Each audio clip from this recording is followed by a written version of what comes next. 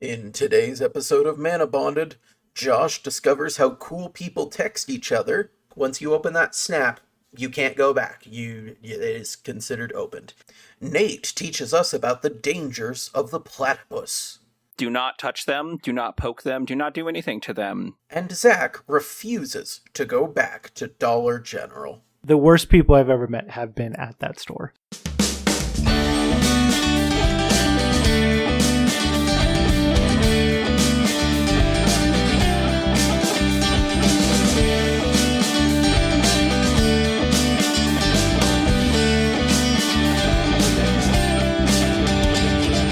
Hello everyone and welcome to Manabonded, the most averagely patriotic show of the Western Hemisphere.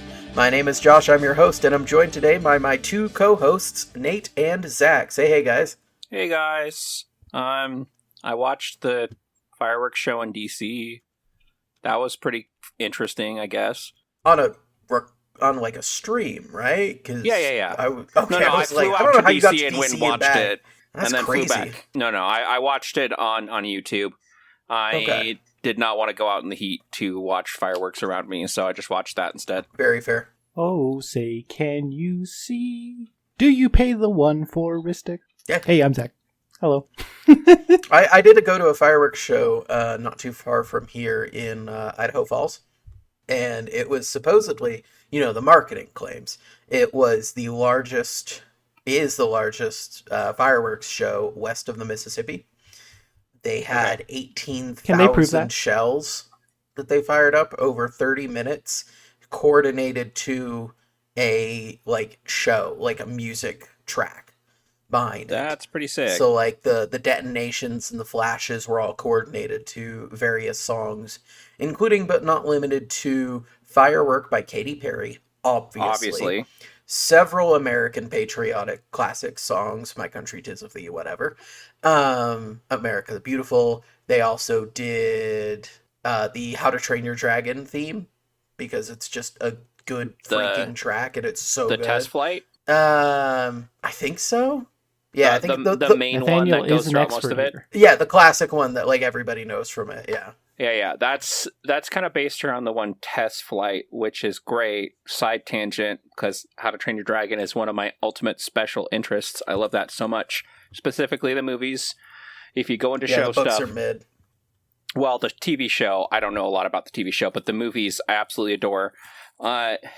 The main theme that you think of when you think of How to Train Your Dragon is actually a melding of Hiccup's theme and Toothless's theme, where in Test Flight, they actually merge, and when they finally go and all right, we got this, and they have that moment where he throws the sheet away and goes, let's go, that's when they finally merge into the song that everybody loves. Some Rhythm of War type stuff.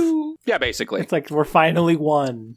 Yeah, exactly. They also did one song that I know everyone has heard, but nobody knows the name of except me, because it's by one of my favorite groups. One of my favorite SteveBrownSongs.com. What? Steve Brown Songs. It was not. There was no Steve Brown songs in there. I wish there was. I'd like to talk to your city council. As Idaho Falls, you can go take it up with them. No, the song that I guarantee everyone has heard, but nobody knows the name of. It's called "Heart of Courage" by Two Steps from Hell. Oh, baby, I love Two Steps from Hell. And let me just. They're such a cool band. Two Steps from Hell is so cool. So for anybody who doesn't know, they're an orchestral group. They're an orchestra. Thomas Bergerson writes a lot of the music for them. He also does a lot of solo stuff. But Two Steps from Hell, specifically Heart of Courage, is used as the background track for so many inspirational TED Talk compilations or military support our veterans kind of videos. It's just used for all of these, right? I even once saw an Olympic, I think it was Japan or Korea, an Olympic synchronized swimming dance routine to this song.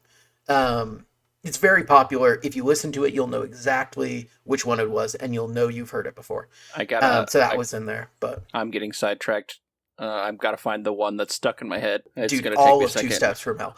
All of Two Steps from Hell is incredible, dude. I got one of their tracks on Beat Saber, and it's one of my most favorite ones to do. Nice. It's Impossible is so fun. Oh, that was easy. I found it. Which one is it? Victory. Oh, that's from that same album, isn't it? The Battle Cry. No, that's right. It's I don't from a know. different one. I'll send you guys a link. This is probably my favorite from them.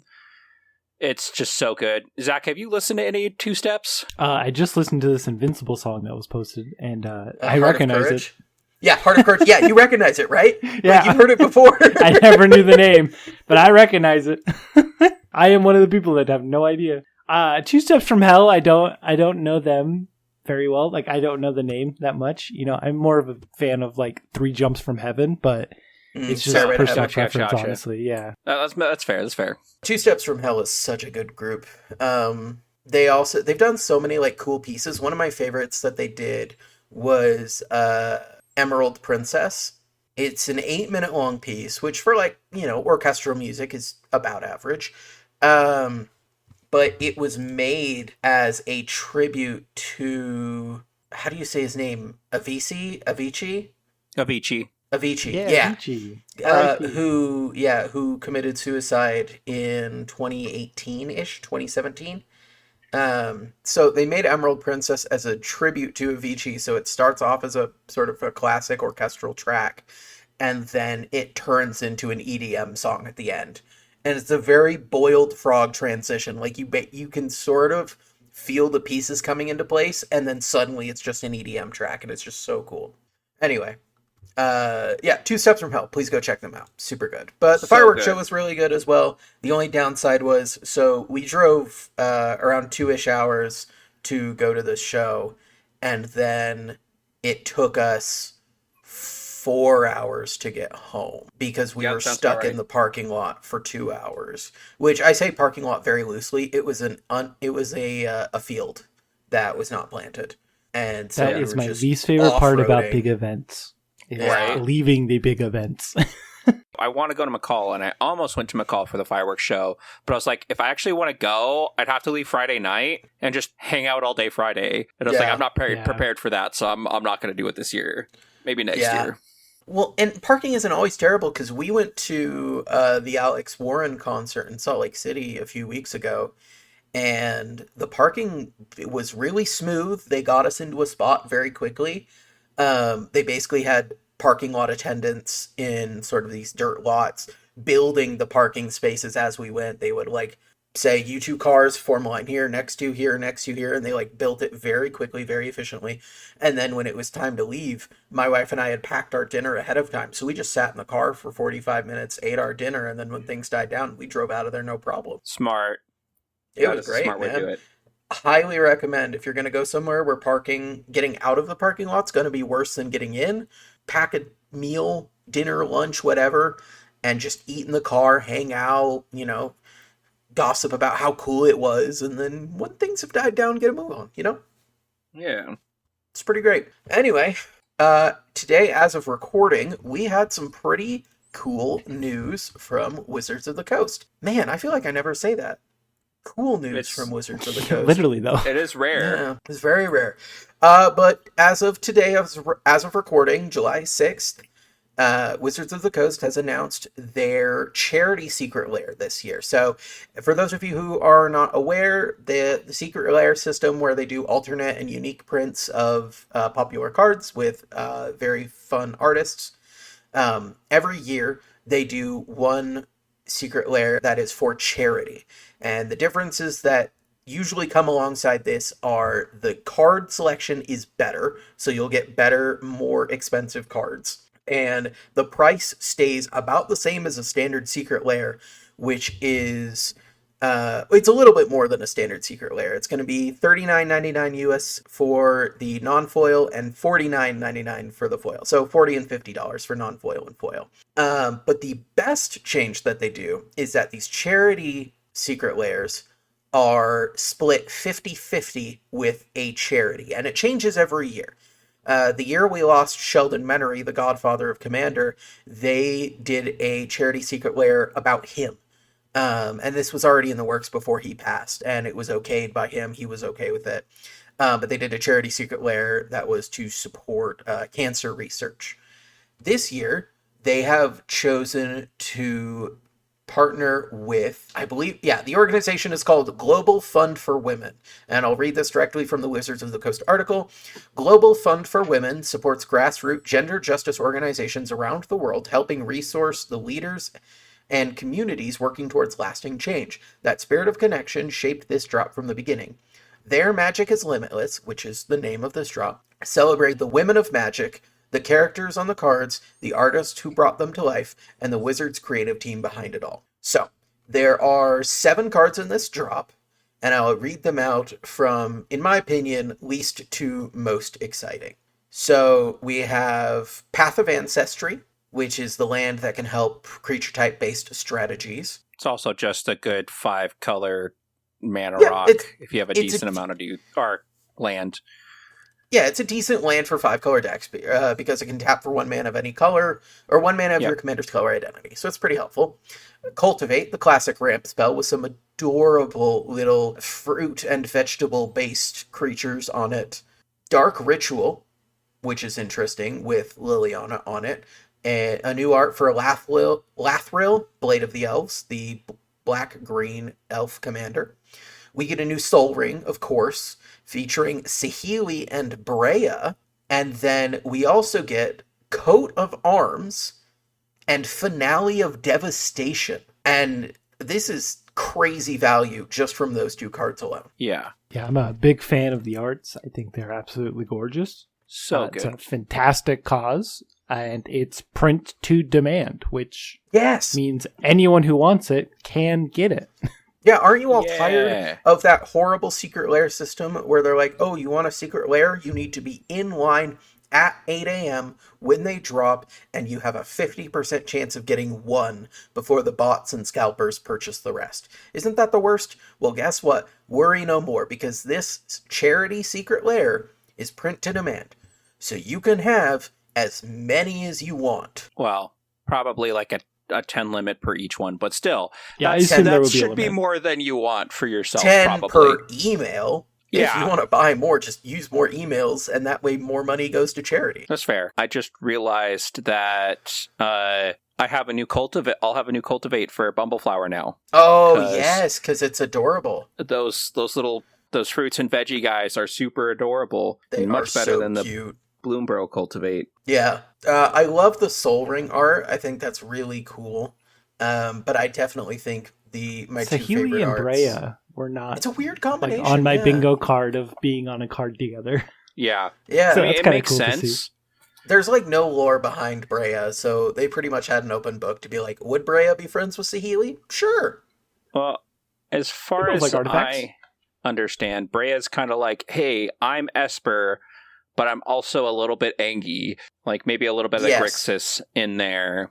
So the only lore we have for Brea is that she was from the Shard of Esper on Alara. And when the shards reformed in the conflux, she discovered that Ethereum, which is this mystical metal that in Esper was heavily tracked, registered, kept care of, because there was only so much of it out there. And if any was lost, you had to re-get some of it from something else. You had to scavenge it because they couldn't make it. The secret to making Ethereum was lost. The lore behind Brea is that when all of the shards were brought back together, she discovered that an ore from Jund was actually the secret behind making more Ethereum. And so she used that secret to basically make most of her body into Ethereum. So, very little lore. Yeah, very little lore behind her.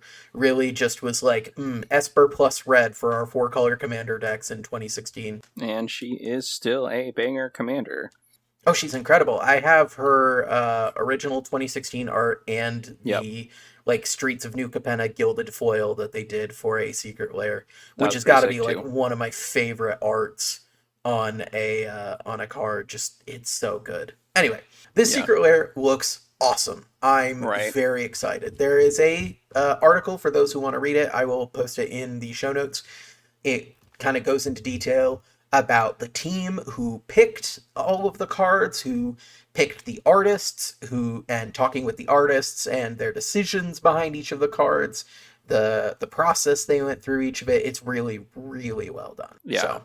I am a big sucker for the Lathril art. I also just really love art where it depicts, like, not just adults in the art, like kids learning from adults, little ones. So the Path of Ancestry is also great because it's got I can't remember her name. Rowan. The Queen from Eldraine. Yeah. The Queen from Eldraine. I don't remember her name off the top of my head. Is it Linden? It's something with an L. Something. We have the means. Give me a second. I will look it up. Linden, the Steadfast Queen. Yeah. Are you telling me that the king is not just named Kenrith? I thought that was his first name. I think Kenrith is his first name, isn't it? Is it Kenrith? Because it's like Will and Rowan Kenrith. Yeah. This is Linden Kenrith. Unless they're doing like a son of thing, like maybe. The last name is basically they're doing the Viking thing, but simplifying it to just the name instead of son of or daughter of.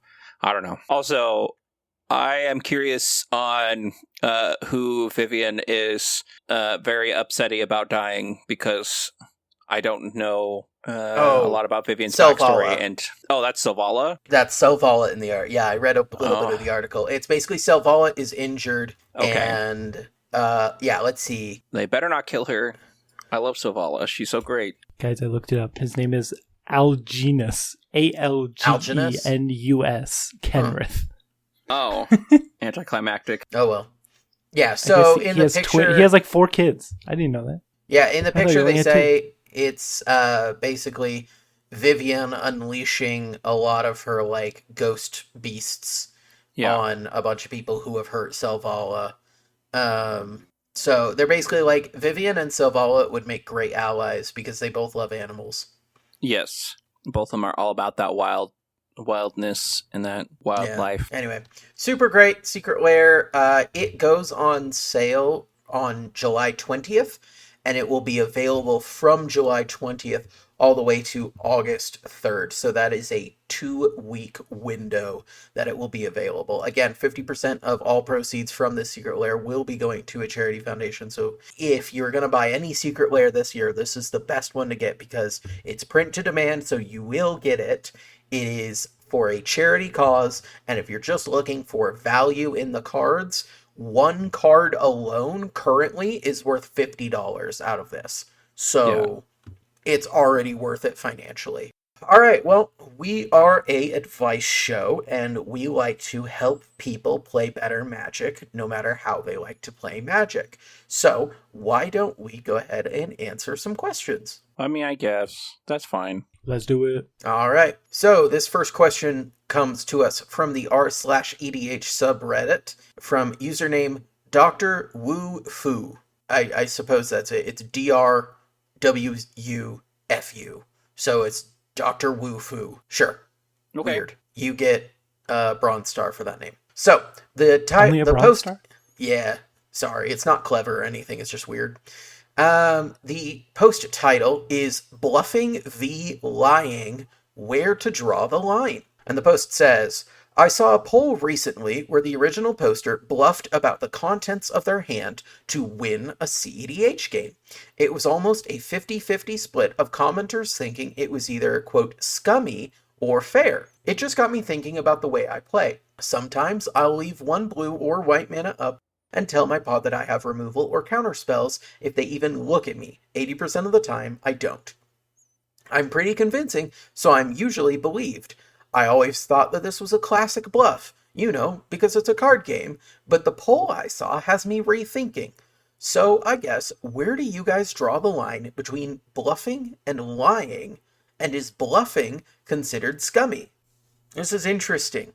A bit of connotation breakdown between what's bluffing and what's lying, and is it okay in Magic? So, Nate, what's your thoughts on this? Let's start with you. Bluffing and lying have a very thin line between the two, in my opinion. Like, a bluff basically is just a lie. It's just a nicer term for it. And I think if you can sparingly use bluffs and use them at the right point, you can use them very effectively. So if you're going, hey, if you swing at me, I'm going to kill your guy, and then you never kill the guy when they swing at you, that's not a good bluff. But if 7 out of 8 times you say, hey, if you swing at me, I'm going to kill that guy, and then you kill the guy, that's going to work when you do that bluff most of the time. Yeah, it's the boy who cried wolf mentality. Yeah. If you're always bluffing, they're never going to believe you. So make sure that you're usually honest, so that when you bluff, it matters. Exactly. Zach, where are you at? I agree. I think the main problem here is when the official poster said that they claim to have removal or a counterspell if they look at me, but 80% of the time he doesn't. So he's just straight up lying. That is genuinely just lying. If you say, if you attack me, I do have interaction for it. Or if you cast that, I do have interaction for it. Even if the interaction doesn't counter that spell or kill that creature, you still have anything that you could cast in response. Then you could just say, I have a response. Or I have a response if you attack me. That's bluffing. That's more so bluffing in my mind than lying, because you're not specifically saying that I will counter that spell. You're just saying in general, I have interaction if you try to do this thing, which you're not lying. You do have interaction. Is it relevant interaction? No, but it is interaction, and that could potentially stop people from attacking you or casting that spell. So being the more vague, I think, is the key here between bluffing and lying. Because when you say, hey, if you attack me with that creature, I'm going to kill it, and then you have no way of actually killing it, and they attack you, what was the point? You know, you're just straight up lying that you have a way to kill that creature or to stop them from attacking you. Yeah. And so I don't think lying's good. Lying is not good. Right. Yeah, I think to me the connotation difference here is that I feel like bluffing is like when you're doing it in a game for stakes within the game, right?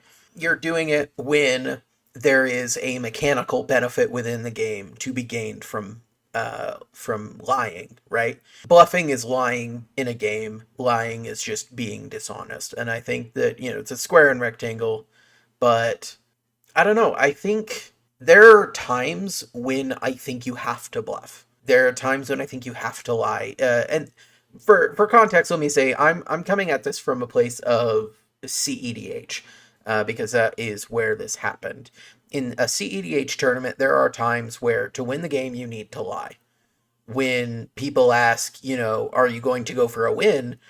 It is okay to just say, I don't know, or no, right? Like, if you tell the truth and say, like, yes, I have win in hand, odds of you getting that win are going to drop dramatically. If you try to tell people that, like, I don't have anything, or like if you counter my spell, then I can make sure that your spell doesn't resolve or whatever, and you're just trying to threaten some interaction, that can work sometimes, but overall it's rarely beneficial. But there are times where if you don't, you're really gonna have a much harder time with it. As far as a casual game of Commander, I don't think you ever bluff. Like, I think you can talk circles. I think you can bend truths. I think you can kind of circle around topics without giving a solid answer. But I don't think you should ever lie in a casual game of CEDH. That's for sure. See, I think the best way to kind of explain it is in like a 1v1 format. So like a standard or a pre-release, like attacking with a creature that is like into a bad trade. Like you're swinging a 2/2 into a 3/3. Yeah. And it's like that's more so what I think of as a bluff. Agreed. Oh, sure. Do I have a combat trick? Are you going to play into that? And then you have to decide, is it worth the risk of maybe they have a combat trick? Maybe I just take 2 damage and not lose my creature. And so that feels more like a bluff in my mind versus lying, because it's like, hey, call my bluff. Like I could have a interaction to make my guy bigger or a combat trick to kill your creature. Like, you have to decide if that's a risk you're willing to take. In lying, I think it's like genuinely like, hey, in a 4-player pod, you're like genuinely saying something that you cannot do, and somebody believes that you can. Like, why? I don't understand. It's just going to make people not believe you in any other politics. And if you're using that to win a tournament, I think overall you're going to have a much worse time than if you just be an honest player. Yeah. I definitely agree with you, Zach, on the like misleading people by actions and not with words, because my default in tapping mana is to leave, if possible, blue and or white open in casual games mostly, because when people look across the table, it's like, he's got white open, he's got blue open, he might counter my spell. I'm probably not countering your spell. Sweat. Yeah. Making them sweat is a bluff. Like, hey, I've got 2 blue. Don't have to point it out to you. Don't have to say anything about it, but just be aware. I have 2 blue. And like then they have to think, oh, does he have a counterspell? Is he going to interact with something I'm going to cast? Is he going to do something before I go to combat? So I think that's more so bluffing than saying. And I think the line between lying and bluffing is a lot on how you choose your words. And in CDH, it's a lot of how you choose your words, of saying like specifically, I won't win on this turn. And then you just win on the upkeep of the next turn. It's like, no, you did not win on your turn. So you were not lying. You just carefully chose your words in the correct way, which is why you need to be very specific with your politicking of like, hey, I can cast a Smothering Tithe and I will only use every 3rd treasure, and then actually mark every 3rd treasure to show that you have using every 3rd treasure. I had that happen. Yeah, that was such a weird in Salt City, and the guy's like, I'll use every other treasure, starting with the treasure that I can't use. And I just said, but again, that was so weird, and it worked. Your Smothering Tithe not getting countered is what's most important there. And so if you're still getting 1 treasure a turn cycle for 4 mana, it's better than not getting anything.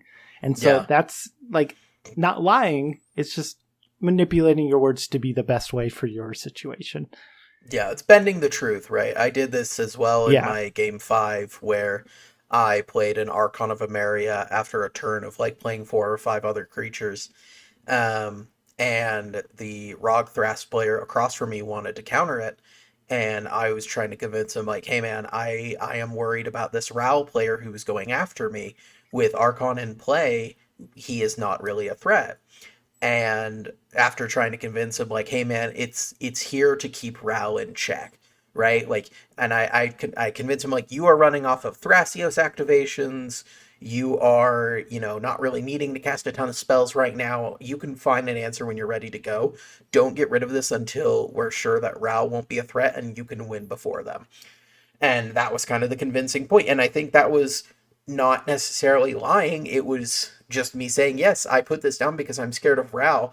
I also put this down, which was correct, because it slows the entire board down. And that is my play as Tyum, is I want the game to drag on so I can win. Exactly. As a side tangent to the bluffing and lying, have you guys ever played the board game Sheriff of Nottingham? Absolutely love that board game. It is so much fun. Zach, have you played it? I don't think I have. Okay, so it's a board game with a fairly simple premise. Each player takes turns being the sheriff. Every other player has a little colored pouch that they will stick cards from their hand into. They have 5 cards in hand. These cards can be any various kind of good. Some of them like, basic food or cheese or ale, and sometimes it's forbidden goods like silks and jewels and things like that. You have to put a number of cards in your pouch, and then you hand it to the sheriff, and you declare a number and a kind of legal good. So what you can do is you can say, I am handing you 3 apples. And the sheriff then decides, do I believe you or do I not believe you? If they don't believe you, they can open up the pouch and inspect the contents. If you didn't lie, if you were completely honest about what was in your pouch and they opened it, they are forced to pay you an amount of gold, which is how you win the game. Most gold wins. If they open the pouch and you lied, either by including illicit goods or by including an incorrect number, or even if you just have like 2 apples and a cheese, they confiscate everything you didn't declare and you pay them money equal to their value. So it's a bluffing game of, well, why don't I just, see if I can say 3 apples, but secretly one of them is a silk rug, which is worth like 3 times as much. And then if they don't open it, I get it back, and then I earn that much gold from the rug, right, after I get it back. Because anything that you truthfully declared comes back to you and is scored. Another great part about the game is you can bribe the sheriff. Oh yeah, deal making is 100% on the table. I will give you 2 gold to leave my pouch alone. And I've done it before where I'm completely honest, and I'm like, I'll give you 2 gold to leave my pouch alone. And then they look at it anyway, because it sounds suspicious. Yeah, it's pretty funny. So you can also just make deals with the sheriff and say like, hey, if you don't check my pouch now, I won't check your pouch when you are handing it to me as the sheriff. And you can make deals like that. So, but once you open the pouch, there's like a little snap. Once you open that snap, you can't go back. It is considered opened. I am on a 4-game winning streak with my family with that game when we played it, because I never lie. That's great. And every turn, every game after the second, like as soon as we got to the second game, they're like, yeah, he can't be still telling the truth. He has to be lying about this one. Nope. I told the truth every single time. Never tried to lie, never tried to sneak in contraband, always told the truth, and won every single game. It was awesome. Because people kept getting suspicious that maybe I was finally breaking my word, but nope, I wasn't. Yep. Kind of like those multiple choice questions where it's like, it can't all be C, but I feel like the C's are all correct. And it's like eventually you're like, it can't be C, right? Because there's too many C's in a row. It feels wrong. That's why I can't be a teacher. I would make quizzes that are just all C's. That'd be terrible. Horrible. That's horrible. I mean, you can teach some good lessons where, sometimes it's not that complicated. Sometimes it really is that easy. Anyway, bluffing is not really super scummy. I think it just very much depends on the context of the situation. CEDH, gotta bluff, man. You gotta do it. Casual EDH, light bluffing, trying to slightly intimidate your opponents into not attacking you or stuff like that. That's fine. But don't go out of your way to just outright lie in casual games, right? Yeah. If somebody says, oh, are you running combos in your deck? And you say no, and then it's like turn 5, and you're comboing with 4 different creatures into a walking ballista loop to kill the table. That's just a lie, and that's no good. Anyway. That smells good. What are you cooking, honey? I'm not cooking anything. Tonight, we're having Guillaume's Big Slice. Guillaume's Big Slice? That's right. Here in just 10 short minutes, you and I are going to Pizza Town. It's ready in just 10 minutes? That's right, baby. And with over 1,000 grams of protein, this monster of a pie is sure to keep us full for a long time. 1,000 grams of protein. My Ursa. This pizza's got 4 layers of bubbling cheese and more meat than your average bison. I think it's ready now. Guillaume's Big Slice Microwave Pizza. The slice so big, you'll have to share it. Whew, I'm stuffed.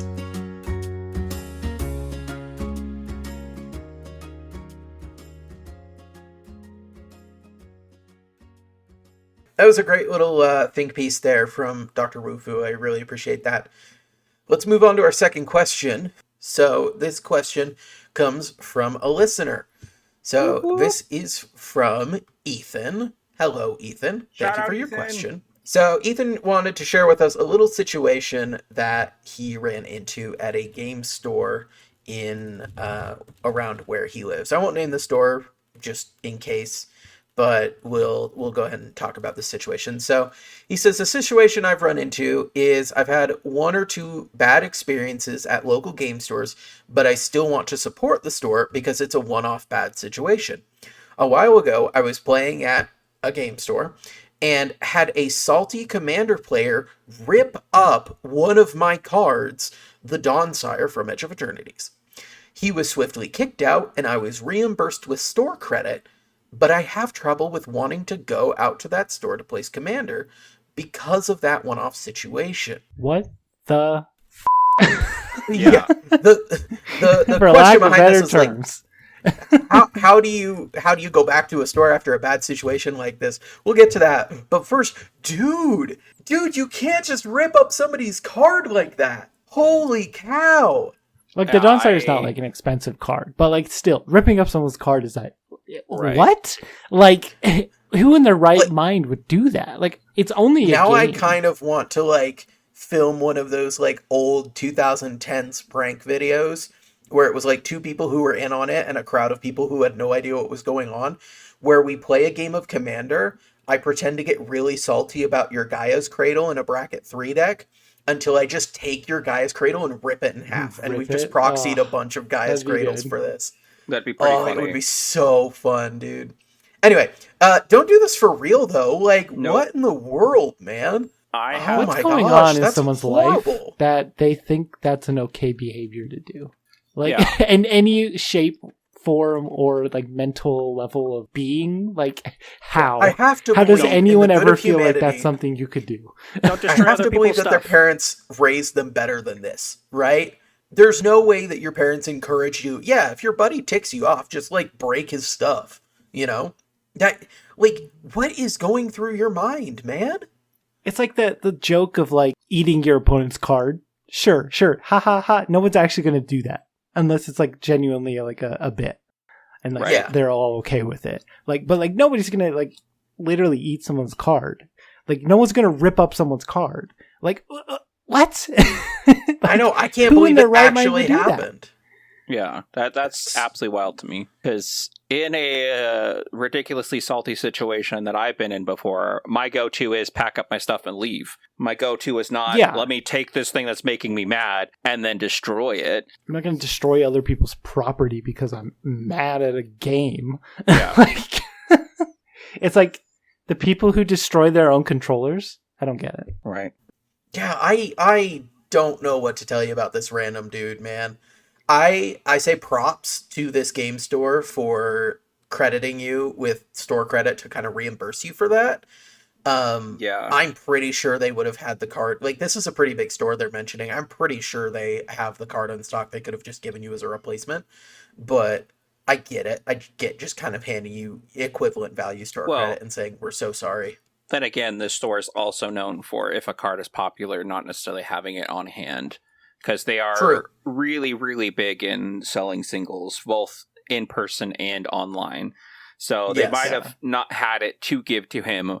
So they're like, all right, well, I guess we'll give you store credit because we can't just replace the card. Yeah, that's fair. Props to the store for being willing to replace it. Good on you guys. That was awesome. Yeah, and booting the guy who ripped up the card. Oh, yeah, I hope he's banned for life. Yeah, props to Ethan for not, taking this guy out back and doing Curse of Opulence Fight Club with this guy, because no, we don't would have been a completely reasonable... It ain't Curse of Opulence, it's Curse of something, but no, it ain't Curse of Opulence on this guy, and then everybody else at the store just beats him up and takes all the money. Yep. Yeah, and the guy doesn't get any. No money for him. They don't deserve it. That's insane. I still can't believe someone would actually do that. But have you guys ever had, like, a really negative thing happen at a store and you just, like, don't want to go back because of it? Like, what's your, like, LGS horror story that you can think of? Most of mine are from bad games. And, I mean, there's one that was old school with Pro Souls. So for a while, Pro Souls had a co-owner.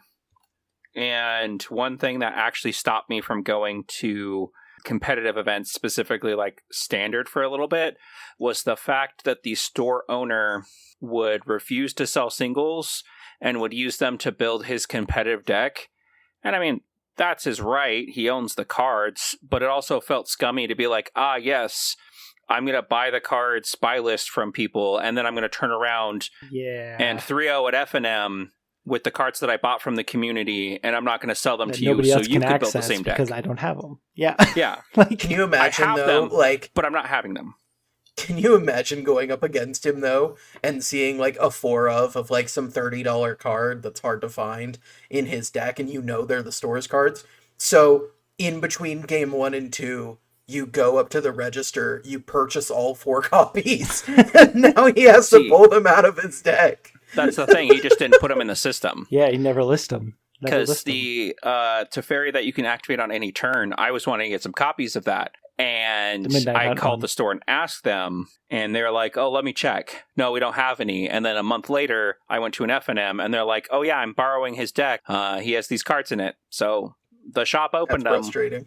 and they didn't want to sell them. So I'm like, all right, So cool. frustrating. Like, Zach, got any technically, horror it's your stories? card, but like it's also the store's card, not But- your card. But like, When you're done with it, There's you're going to turn around and try scummy. and sell it for near mint. yeah, that's so Yeah. scummy. And I think there's got to be a it's- system it's in rough. place for stores for like employees. Like, I think it's totally fine. If I owned an LGS, I would be totally okay with like an employee borrowing a couple copies of a card to like run in a For like in an a- in RCQ or event. something, sure. Yeah, just like man, borrow Yeah. a couple copies, bring them back, or if they're damaged, you pay for it. That's fine.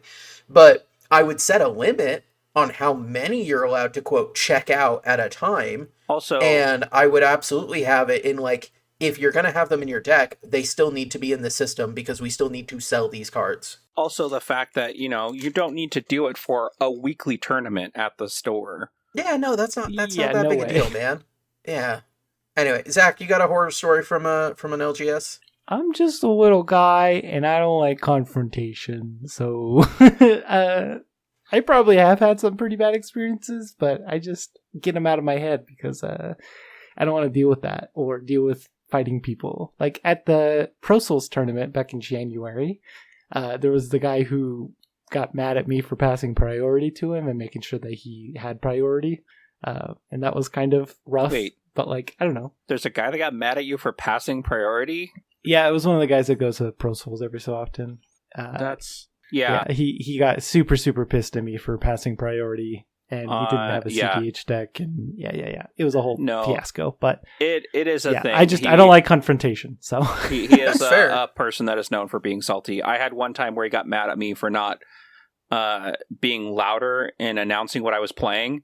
And then 2 turns later, he stopped saying what he was playing altogether and just started putting the those cards are on the the table. worst. So I'm like, okay, buddy, you can't have it both ways. So I think the worst I ever felt at an LGS, 2 stories. One of them is my fault. One of them was like I had to break up. I had almost Josh had to is break the up a problem. fight. Clip it. Well, Clip it. Josh is wasn't always like- the problem. It wasn't like I was a problem. So this was Journey into Nyx pre-release. For anybody who remembers this one. Zach, you might remember this story. I didn't have the finances at the time to play, and my buddy Michael financed me. Basically said, you can play, and I'm going to tell it the way I remember this, and Michael swears we talked about it differently, and we'll debate about that forever, but not as long as we'll debate about the Disney badge, which it's a long story. Ask Michael about it. It's so funny. So what I thought happened was the night before the pre-release, we were all hanging out at Zack's house, as we do. And we're like, yeah, we're all going to go. It's going to be great. We're going to head up. It's about 45 minutes away. It'll be so fun. And I said, yeah, I don't have the money. And Michael said, oh, I'll pay for you. But if you get this one card that looks expensive, then I want it, right? I think the card was Godsend, however you want to say it. The white equipment Godsend. from the set. So he was like, if you open a Godsend, I want you, I'll take it, and you can kind of keep the rest. And I'm like, okay. And this is where our stories differ, because I said, what if I open 2? And I thought we talked about it, and he said that I could keep one and he'd just take 1. And I thought that's where it was. Well, we go to pre-release, and sure enough, I opened 2 Godsends in my kit. It What a was godsend. crazy. Right? It was pretty cool. Still only went 2 and 1 because that's all I can ever do. And then after the pre-release, we got into a bit of a tiff about like, well, I swear we agreed I could keep 1 Godsend and you would take the other one. And Michael swore that he said that any Godsend I opened would go to him. So I ended up giving him the 2 Godsends. But joke's on him because like 4 or 5 years ago, he just gave me his whole collection anyway because he was getting out of it. And so I'm like, cool. Played the long game. Yeah, he did. Played the long game. The other one that happened was my time judging the Commander Knights at Phoenix Fire. And we had a tiff between 2 players, one of whom was kind of one of the local tryhards. Before the split for Commander Night, where you could play casually or competitively. So much nicer now. And I bet, dude, I would love to go try it out now. But we had a bit of a tiff between 2 players. where each of them felt like the other wasn't communicating enough and trying to like slip cards past the other.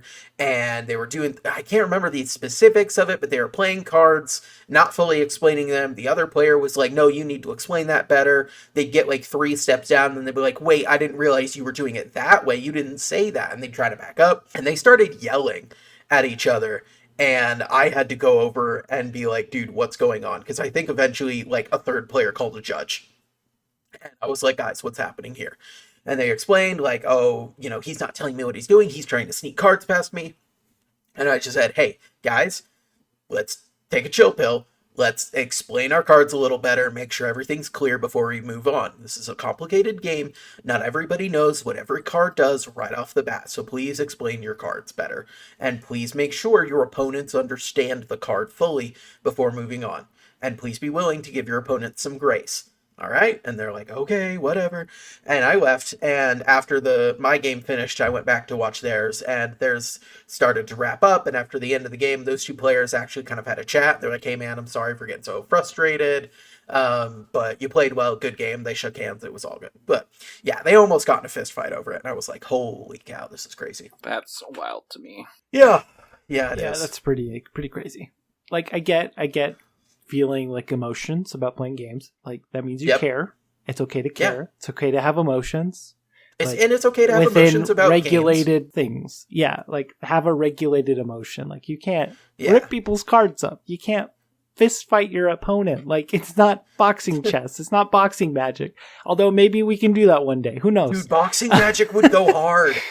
Holy cow. I have a concussion. I'm trying to do an underworld breach combo, and I can't wait. Right. I guys. think we're past that ship has sailed, but it would be pretty funny. Wait, guys, what if we did 4-player commander game and 4-player like pseudo boxing match where we play as if we have a time sifter in play, which for those of you who don't know, time sifter is a artifact that at the beginning of at the end of every turn, everybody is going to reveal the top card of their library. The player who reveals the card with the highest mana value takes the next turn. And then it just keeps going like that. So you have to keep track of where the turn order was when Time Sifter entered the battlefield. But after that, it's basically whoever can flip the highest card is going to take the next turn. So what if we change it? So instead of flipping the top card, we do like some sort of balloon boxing where everybody's trying to pop other players' balloons and the last player with the balloon gets to take the next turn. Oh, okay. I was about to be That'd like, be let's fun. have a boxing match where Or we like punch each other and then figure out whose turn it is. I'm like, no. Last player standing, that's the last best. player who didn't get knocked out can take their turn while everyone else is passed out. We wait for everyone to wake back up and we go again. Yeah, I'm fine with the Mario Party version of this. Yeah, like do some like minute to win it games or something, like, and whoever wins it gets to take swallow some goldfish. Yep. True. Horrible. Anyway, okay. So, long story short, Ethan, I'm sorry that happened to you. I'm glad that they sort of refunded your card. And for everyone who has such a really, really terrible experience at an LGS, like, it's tough to say just try it again because it's so hard to feel like you can trust again after something like that. What did they say? Once bitten, twice shy, right? Yep. It takes longer to rebuild trust in a situation after each incident. So if you're willing to make it work, I do know from experience, I've been to that store a number of times. It is pretty good.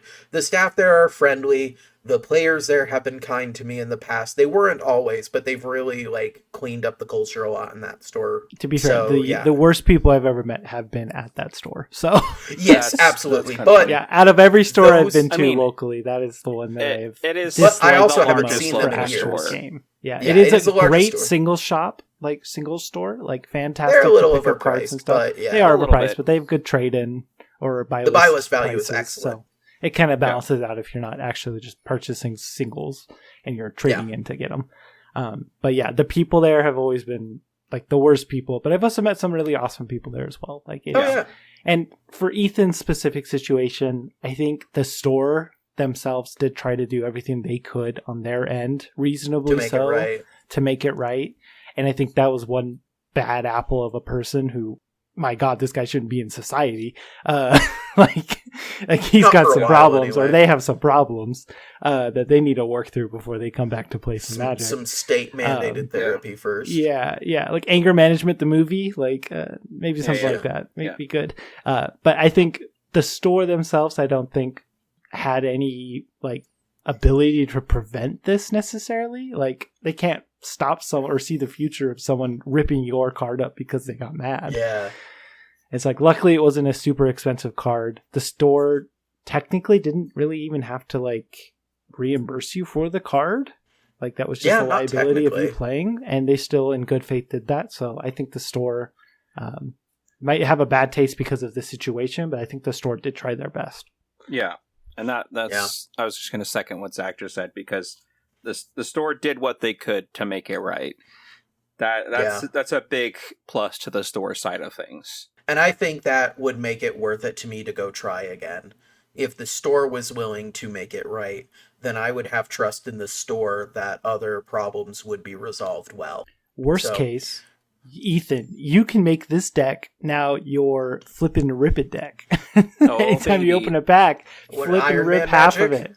There you go. Play some Iron Man magic. I still think that'd be fun. Just get a bunch of bulk and then do an Iron Man tournament where that would be awesome. I'm so down. Yeah, you just get like so much draft.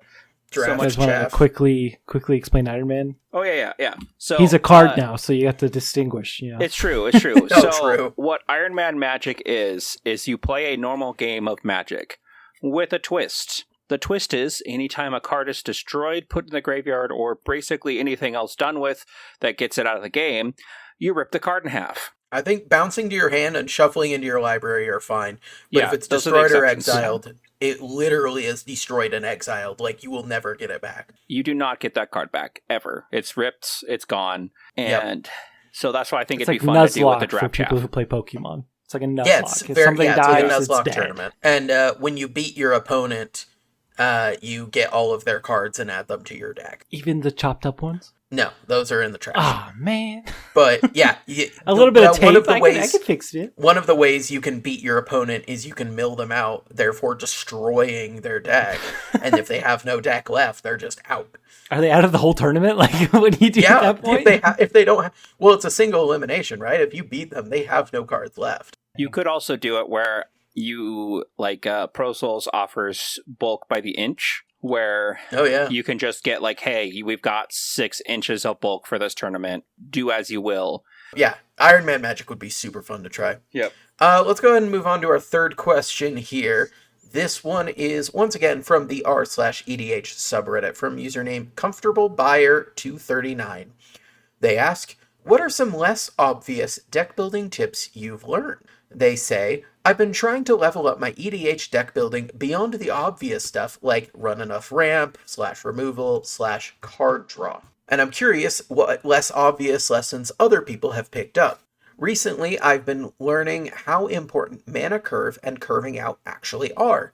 Not in just the basic, quote, don't make your deck too expensive, or, quote, make sure you have the colors you need way, but in terms of thinking carefully about when I need certain effects. For example, I've started asking myself, which effects am I willing to play a slightly worse version of it if it means I can cast them earlier? Which effects am I fine paying more mana for because they matter more in the late game? Are my cards good in the stage of the game where I'm realistically going to cast them? That kind of thinking has helped me a lot, so I'm wondering what other deck building concepts people think are underrated or less obvious. What are some tips, heuristics, or questions you ask yourself when building or tuning EDH decks that make you noticeably better?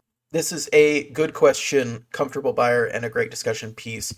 I'm going to kick things off with my biggest piece of advice, and this is something I learned playing CEDH, but absolutely applies to Casual Commander and every other Magic the Gathering format you will ever play, every other card game you will ever play.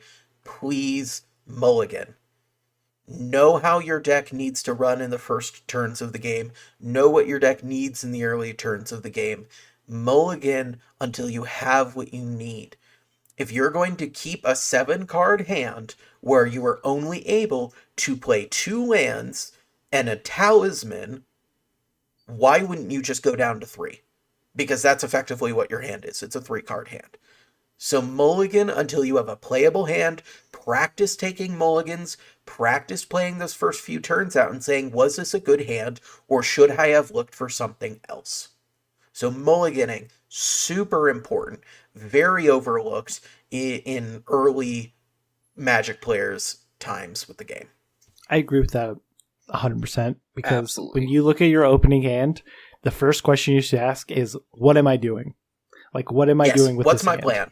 What's Can my I play plan? Magic? Can I play Magic? Think out the And first double few check turns. your lands. Double check your lands. Because there's been so many times where I look at a 7 and I'm like, oh, this hand is so good. And then I realize I don't have like a forest to play a mana dork. And I'm like, oh, cool. Never mind then. I'm not doing anything until I draw a forest. I know. I was doing a test hand with Ral the other day, and I looked at it and I was like, oh, this is such a good hand. And it has like a land, it has like early, I can get a turn 1 Ral, turn 2 get a ritual and a draw spell, and I got like 3 turns into the gold fishing before I realized that the land I had started with was mono blue, and I had started with a mono blue land and Womp womp. tried to ride a flame with it. And I was like, oh, so this hand actually went nowhere. It went nowhere. Yep. I think for me, specifically with the casual side of things and how the bracket system is set up, praise be the holy untouchable lands. They are sacred. Yeah. Do not touch them. Do not poke them. Do not do anything to them, according to the bracket of 3. Do not pass go. Do not collect $200. Yes. So for me, specifically due to the bracket system and how it's set up, also the double whammy of deck thinning, I have focused more on land-based ramp. So 3 visits, stuff like that, where I can go get lands out of my deck instead of just playing a mana rock. That even will go to some of the mono white stuff too. But definitely doing that team up of, hey, we're going to remove cards from my deck and ramp at the same time makes the deck feel a little bit more consistent. Lands. Can't only draw lands if you have all the lands on the field. Is true. Yeah, and people often will joke about, like, why run fetch lands in a low color deck, like a 2-color deck, and people will joke about, it's deck thinning, right?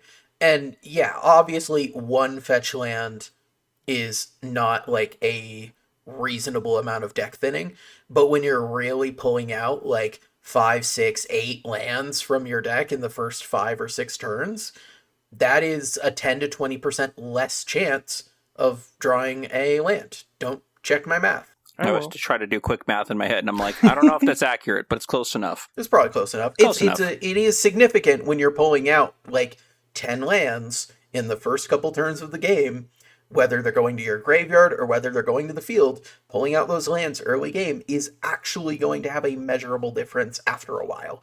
1 or 2, not a big deal. 5, maybe 6, bigger deal. Also, the psychologicalness of going to get lands, like even with Kodama's Reach and Cultivate and stuff like that, if you go, hey, I'm going to get this land, put it into play, put this land into my hand, I'm going to pass turn while I do that so we keep going, people are like, okay, cool, he's just getting lands. And they're going to naturally put it towards the back of their mind, like, that's not a big deal, until turn 6 and you're at 9 mana already, and they're sitting on like 4. It just works out very well because people don't look at it as a threat, even though it definitely is. Yeah. It's landfall is so good, and there's so many. It's like you don't even have to buy the extremely expensive staples for landfall anymore, because there's just so many good enough landfall triggers or synergies that you can make a good landfall deck on a pretty good budget, like pretty easily. Right? Yeah. And it's hard to combat in lower brackets because of the sanctity of lands, and it's like so frustrating. Praise be the holy lands. Goes into my point of obvious deck building tip.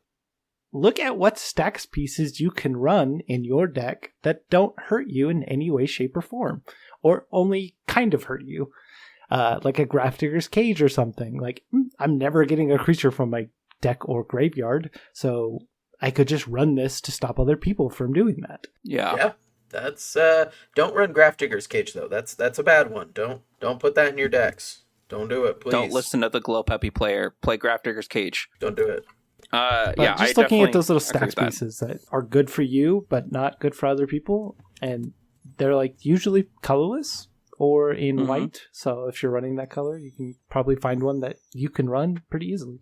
If you're going off the sacred lands, you can play something like Collector Oof and then make everybody playing their artifact ramp real sad. But you're fine because you've ramped with lands. Playing lands. I think similar to that, I think it's a great idea to go into your deck building with the idea and the goal of how will I win? You know, have a plan to what is my deck's win condition? How am I going to get there? What cards am I adding to be a win condition? What cards am I adding to find my win condition, whether that's draw or tutors? And what cards am I putting in as alternate win conditions that maybe aren't as efficient but could still be good? For the longest time, I felt like, this was before the bracket system really took off, I felt like every deck, most casual decks, would benefit from a 2-card win the game combo, 2 to 3 card win the game combo, because not enough decks are willing or able to close the game after like an hour or 2 hours. And I think that there was a lot of bad deck building back then, but it was a way for me to always have something in my deck where I could say, you know what, this game has gone long enough. If I'm playing at a store and they're like, hey, we only have a couple minutes before the next round and we have to do new pairings, I would say, cool, well, I've got this combo in my hand. I'm just going to run this out and that'll be the way we end the game, because we've got to have a way to end the game. Always have a nuclear option. Exactly. You never know when you'll need it, but bam, there it is. Exactly. You need to have a way to just say, this game is now over. And with the brackets, I would say if you're playing in bracket 3, be upfront and honest and say, like, I am playing Kiki Jiki and Zealous Conscripts, which Spark Notes creates infinite 3/3s with haste. All you need to tell people is, I am running a infinite combo that is 2 cards and costs 10 mana. Is that okay? And just let them know, like, hey, I use this as Zack said, the nuclear option to just say it's over, and I don't like to use it before turn 5 or 6. And if they're cool with that, then cool. If not, then, you know, maybe that deck is saved for a bracket 4 game. It reminds me of my my bracket 2 deck that I built because I wanted to have something on every level. Might not actually be a bracket 2. It's been pretty spicy the few times I played it. But I built Gimbal. He is from March Machines Commander. That is Teamer colors. The one nobody liked, sadly. Well, yeah, nobody really likes him. Trinket collector. He is so much better now because we've got Power Stones, we got Vibranium, we got maps, we got blood, we got treasures, we got clues. We got so many different things.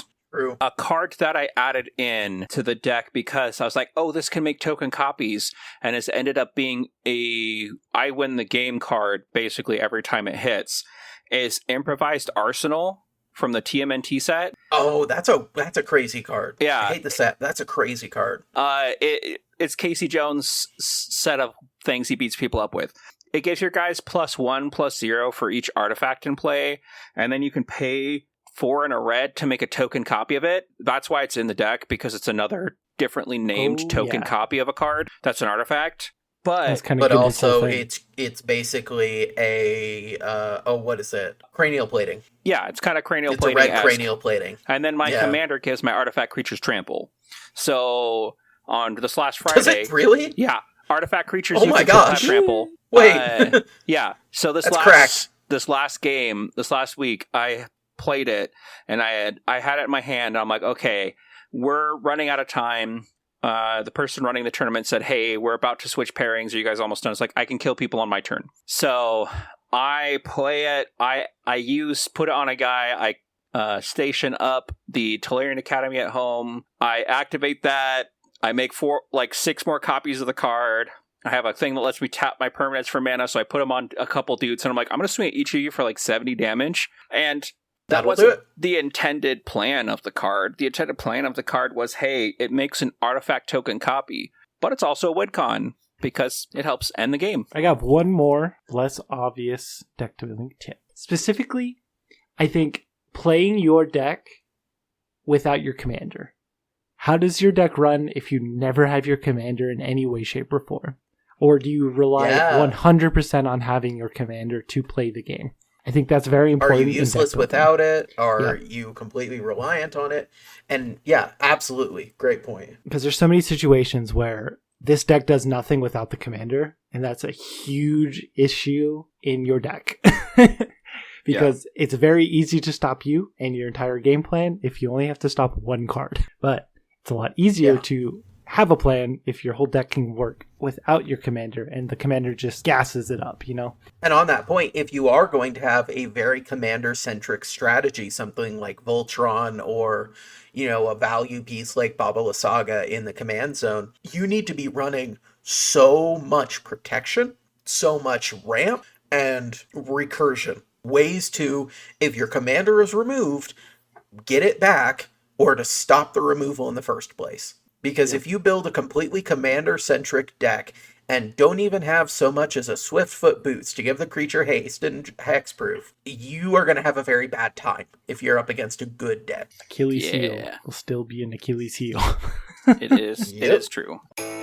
Nissa Ravane here with Regrowth, the super strong mono green spell that will instantly restore, return, or remit anything back from your graveyard.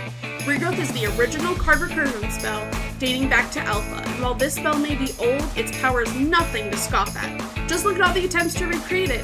To help show you the power of Regrowth, I cast Star of Extinction on this Field of the Dead.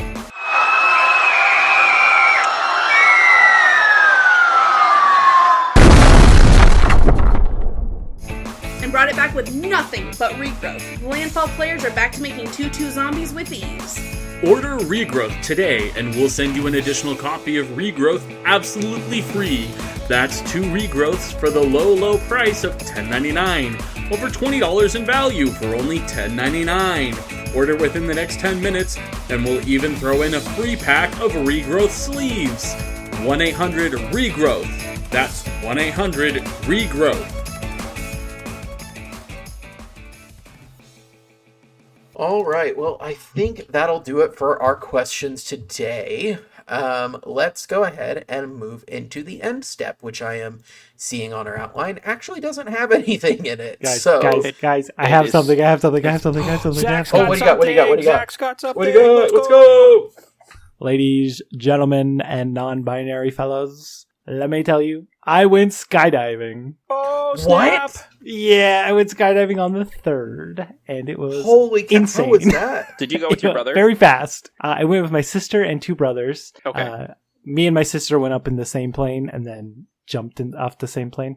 And then my other 2 brothers. Yeah. So, went skydiving. No nerves until literally right about when we're about to get out of the plane and jump out of the plane. And then it kind of like, this is actually happening. This is real. Yep. You go very fast. You fall very quickly. Yeah. It's very loud. Wind is very loud. Who could have seen that coming? But yeah, it was a super cool experience. Absolutely terrifying in the moment, but no regrets, and would highly recommend to anyone who would like to do it. Do it. Like, holy moly. It was a lot more affordable than I was expecting it to be too. It was like $400 or so. Okay. That's not bad at all. So not too bad at all. If you have a group of 6 at the place I went to, it's like a $15 discount, so saving you money. Which we love but no, to do. highly recommend. Like 5 minutes of bravery for a lifetime of excitement and memories. Like, no, that's it's worth on my list. I really want to go at some point. Yeah, it was such a surreal experience. Did they do the thing? I've heard that some skydiving instructors will do this, where you have to tandem jump, right? So they're strapped to you. Yes. And they'll tell you, all right, on 3, 1, and then they throw you out of the plane. No. Basically, mine said before we were even on the plane, he's like, are you guys nervous? Because it's bad if we're both nervous, because that's not going to be good. he was making jokes. I loved him. He was fantastic. That's good. That's really so cool. Yeah. No, he was making jokes the whole time. And I'm like, hey, dude, when we're up there, just make sure you don't drop me, okay? Don't let me fall. He's like, we're actually falling from the sky, so I can't promise you that. He's like, I can't tell you to not fall. Like, we're going to fall. Yeah, that's the whole point. That's what you're paying for. So I'm like, you got me there, man. You got me there. Yeah. But so basically, when you go skydiving, at least at the place we went to, the only way for them to like stabilize is by actually doing a flip out of the airplane. which I didn't even realize we did a flip. I was so entranced in what was happening in general. Yeah, I bet. And so, yeah, we do basically a somersault coming out, and it's like, they call it a stabilization flip. Nice. This is how the little tiny parachute to kind of stabilize you and make sure you're facing the correct way can deploy. Right. But they never tell you that because then people get nervous. It's like, oh yeah, you do a front flip out of the airplane. It's like, you do a what now? Okay, bye. That kind of thing just amps me up. I love cliff jumping. I love doing that kind of stuff. And my go-to motto for that kind of thing is, don't look. If you know it's safe, just do it. Just do it. That's fair. Skydiving is very safe. Genuinely. Yeah. Like, oh yeah. There's especially a tandem main jumping. parachute, and then there's a reserve chute, which has a trigger of if it ever senses that the main chute has not opened and you hit a certain point of a certain altitude. A certain altitude, yeah. Then it will automatically deploy and make sure that you're in the correct position. Conscious or not. You have enough, conscious or not, and you have enough basic training of how to land safely enough that you won't get super injured. Yeah, pick your feet up and all that. Yeah. But highly recommend, Nathaniel, you should 100% go if you ever have an opportunity. I would love absolute to go. Blast. Absolutely terrifying in the moment, but absolutely worth it. So how long was the Absolutely free fall before the parachute? Free fall felt like probably like An hour 10-ish, or two, yeah. 10-ish seconds, like pretty long. And then he tapped me on the shoulder, and that was like the moment where like, oh, you can move your arms out, kind of like in the free fall position, the stereotypical falling position. Yeah. And I didn't even realize that he was tapping my shoulder because I was so like, we're falling so You were fast. so in it. Yeah. And then I eventually crazy. did it, and I was like, this is so crazy. And then they let you like control the parachute once it deployed a little bit, and you could like turn left and turn right. One of them did like literally a 360. I think AJ did like a 360 in the air with the parachute out. And I was like, that was crazy. That's so cool. But no, it is so cool. So Nice. cool. The free fall is just insane experience to even like describe, because it's like nothing compares. I'm just like, I'm going so fast, and then it's like, I hope the parachute opens, and I hope it catches me. And then when it actually does, you're like, oh, all worth it. I have this thing. So I have like a weird threshold of being afraid of heights, where like little heights where I know it's probably just going to, sting my knees a little or whatever. Fine, whatever. Don't care. Heights where I know it won't kill me, but it'll hurt when I land, I don't like. Yeah. But heights where I know I'm not surviving anyway, I'm like, there's no chance. Yeah. It's like, whatever happens, it's like happens if at I fall, that I'm point. dead. I'm not going to feel it. But yeah, no, skydiving is absolutely on my list of things to do at some day. I had joked with my dad about going for his 50th, but we missed that boat by several years. So it's okay. 50 plus 10. Yeah. Yeah, he's almost 60. So, we were going to do it for my youngest sister's high school graduation, but maybe we'll switch it to her college graduation because that's like 2 or 3 years out. So gives plenty of time. The place, specifically with tandem, it is a weight limit of about 200-ish pounds, just because you have 2 people for a parachute versus 1 person with a parachute. Are they a place where they charge more if you're over, or they just don't let you? They charge a little bit more for like a reasonable amount of like 25, like 210, 30 pounds higher. Yeah. But like if you're like a couple pounds off, it's no big deal. It's just it can be safe, and the plane isn't too heavy. The parachute has enough weight limit of being able to catch 2 people, not just 1 person. Yeah, I'm sure tandem parachutes have to be bigger and catch more air and stuff like that. Yeah. So it is something to keep in mind, that there is some physical requirements to be safe and to be secure. So, which is fair. It ain't discrimination, just keep that in mind. It's safety. Yep. Yeah, it's just safety. And it's one of those things that you should try to be safe on. Yes, and you should listen to them. If you don't want to go splat, follow the safety rules. Yep. And just listen to your instructor and do what they say and have a blast of a time. Oh my god, it was fantastic. Oh, that sounds so fun. I'm so jealous. Closest I've come was I got to briefly fly a plane for a little bit after I graduated college. One of our friends, one of my wife and I's friends and cousins, she bought me what's called a discovery flight, which is just like the first flight you would take in becoming a pilot. And they'll let you control the plane a little bit, kind of give you the basics, the rundown. Here's the plane. These are the instruments. This is kind of how we do air traffic control. and stuff like that, and they'll just let you fly for a couple hours. So I did that, and that was a lot of fun. He let me do the takeoff, which I didn't know he was going to make me do.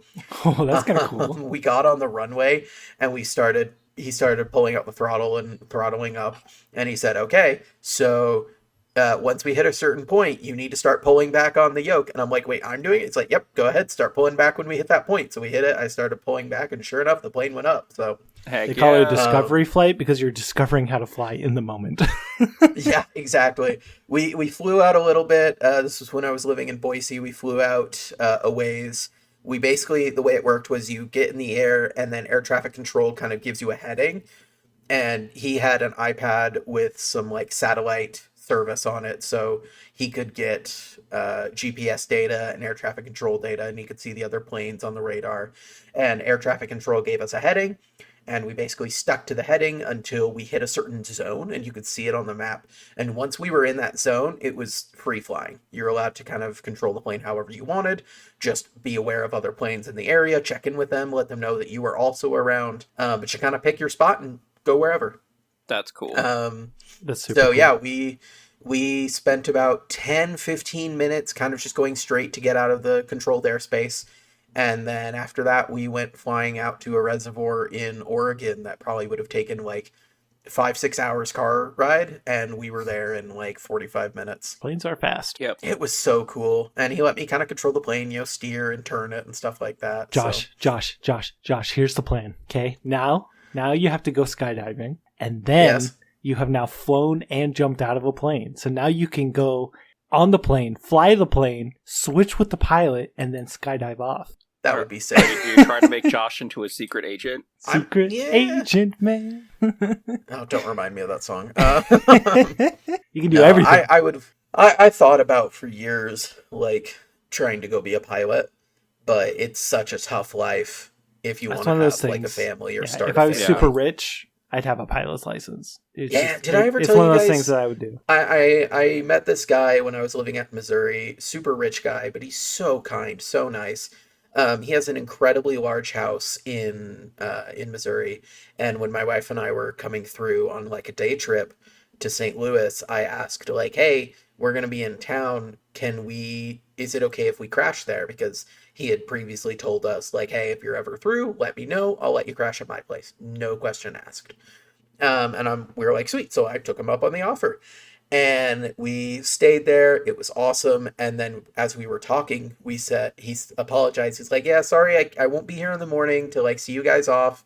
I have a business meeting in Ohio that I need to get to. And so I need to be at the airport at this time." And we're like, "Oh yeah, TSA lines are just annoying, aren't they?" And he's like, "Oh no, I'm going to fly myself there." And we're like, "What?" Okay. And he's like, "Yeah, I have a plane and I have my pilot's license. I'm just going to fly myself over for the meeting and then fly back." I'd say wait in Rome, but it's Ohio. I'm just like, that is, it's not a private jet. So the fuel economy is a little better, but it's still just, the ecology, like the, ecosystem of it all is less terrible than a certain pop star doing 30-minute private jet flights. Yeah. But I would love that sort of freedom to just like get on a plane and be like, "There is a really good lunch spot in Northern California. Do you want to go?"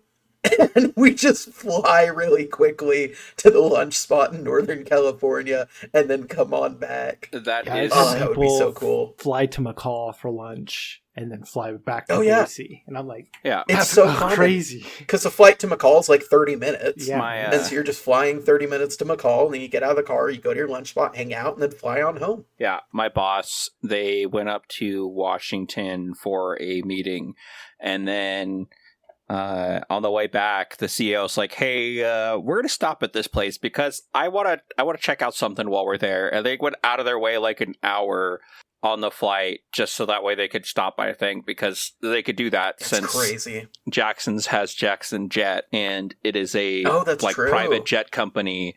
So yeah, it made it super easy for them. Just like, "Yeah, we'll go ahead and do this little extra bit." That is crazy. Oh, if I ever get rich, I'm gonna get a pilot's license as a little, and if you don't treat for myself. then just go skydiving.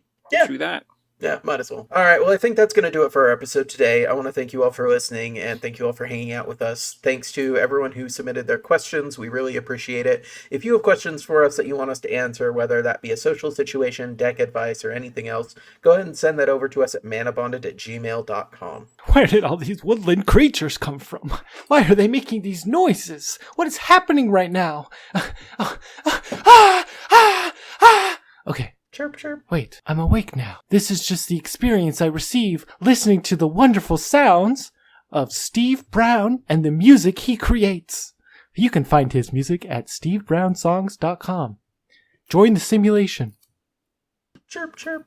If you want to unplug this from the simulation, get some sick art, you can get that done for you by Shadow Aclopex. His links will be found in the show notes on this episode. Absolutely. We have a link tree for all of our social media channels, whether that be YouTube, Twitter, Instagram, BlueSky, TikTok, anything. We have it. We've got a link tree. It'll point you right to it. We're also going to link you to the episode of MTG Unraveled that I got to guest star on, which as of recording, released today. I have not had a chance to listen to it because it didn't show up on my feed until after I got home from work.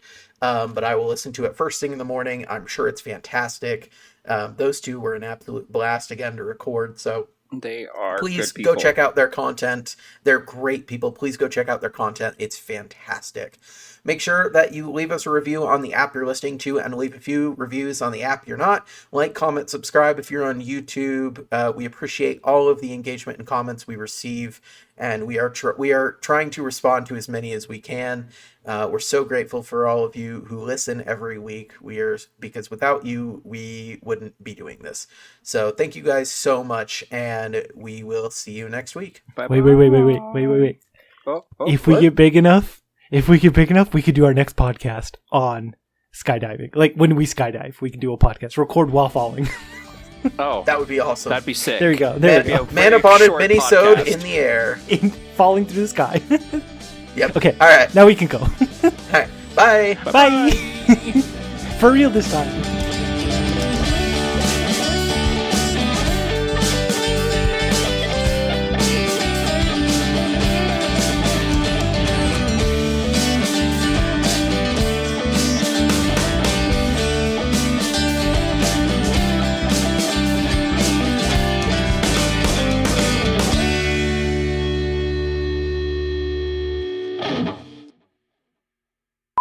Ready to roll? Ready. All right. Call me Graveler, because I'm ready to roll.